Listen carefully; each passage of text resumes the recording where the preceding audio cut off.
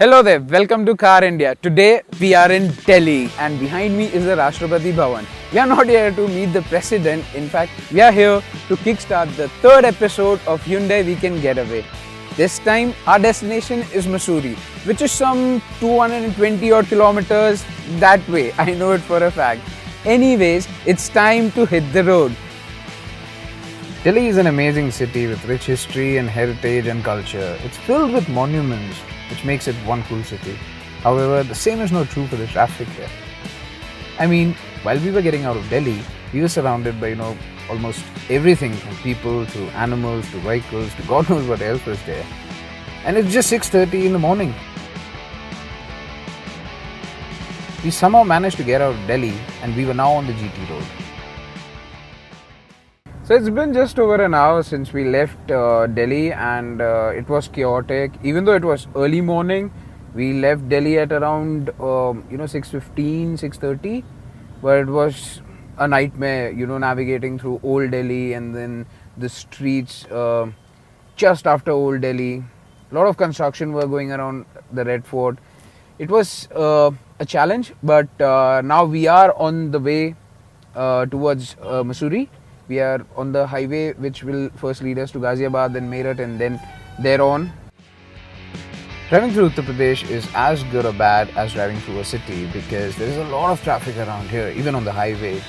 But the roads are good. However, the traffic doesn't do much to lift your spirits.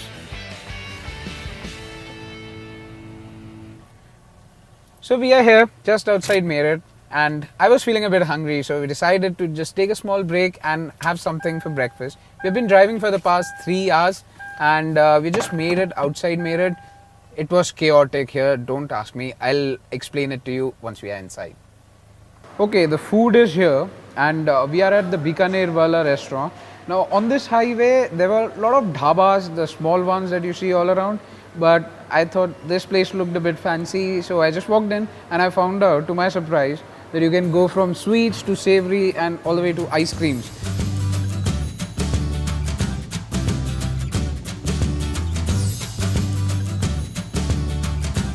So there was a wide choice, but I chose the staple North Indian breakfast, which is the chole and bhature.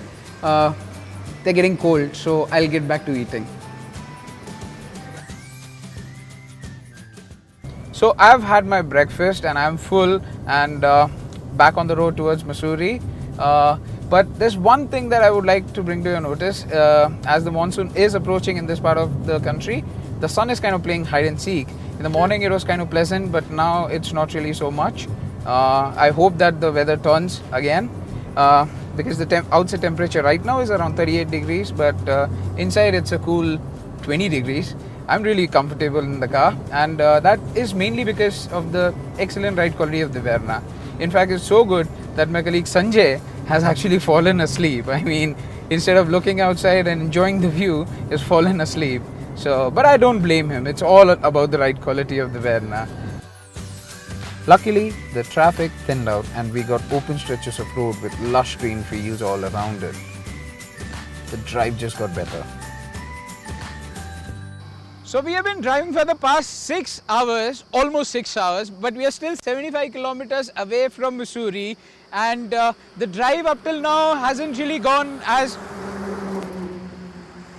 I expected. However, I'm looking forward to the hills because the plains, we got a lot of traffic, there were a lot of people on the road, a lot of cattle on the road and I hope that we don't get that anymore once we hit the hills. So, and it's too humid out here. I better get back to the comfort of my Verna. So I'll see you in the hills.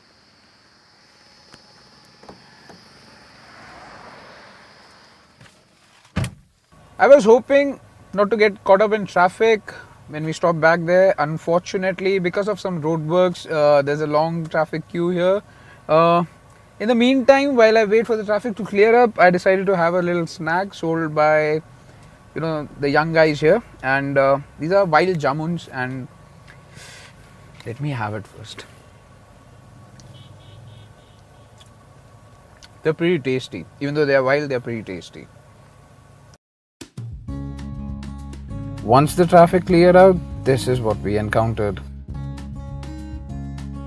So we are finally in the hills after a delay of 3 hours because we were stuck in traffic for 2 hours and then it took us 1 more hour to cross Dehradun.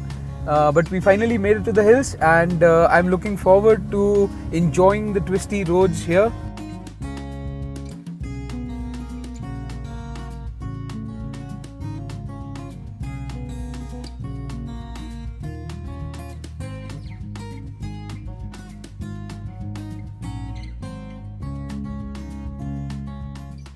Driving in the hills can be tricky and you always have to be on the lookout for oncoming traffic, especially when you're going through narrow, twisty sections like these, because it can be dangerous. Although I'm not really worried about it because my Verna comes with multiple airbags and a lot of other safety features, which are very reassuring because I don't need to worry about the safety quotient because the Verna takes care of that for me. The drive through the hills was highly enjoyable, but soon we were in the thick of traffic again. Anyway, it was time to check into the hotel. The Claridge's Nava Residency is a premium property that is perched into these beautiful hills. This is an excellent place to stay if you want to escape the chaos of the famous Mall Road. The serenity of this place is mind-blowing. So we finally made it to Mussoorie after a lot of delays and a lot of traffic and some bad roads and some bad weather. But now we are here and we still have some time to go out and explore Mussoorie. So stay with us as we go out and check this beautiful place out. Refreshed and recharged, we went straight to visit Sir George Everest. Well, the famous Welsh surveyor and geographer is long gone, but what remains is his famous house, which was built in 1832. The road leading to the house is broken, but the scenery around more than makes up for the bumpy ride. After driving for a few kilometers, we were finally there. An interesting fact about this house is that George Everest bought the property without even taking a look at the site. But honestly, he made a very good decision. I envy Sir George Everest because this place is heavenly, especially when you live here. But the sad bit is, the tourists visiting this place have ruined it by carving stupid love messages on the walls, and there is so much garbage around. People, please stop doing this. After visiting Sir George Everest's house, we headed towards the highest point in Mussoorie called Lal Tibba. Now there are multiple roads leading to this place, however we took the one that was simply spectacular and breathtaking. I wish the road would never end. After a brief drive, we were finally at Lal Tibba. So there you have it. Our little weekend getaway comes to an end in the hills of Mussoorie.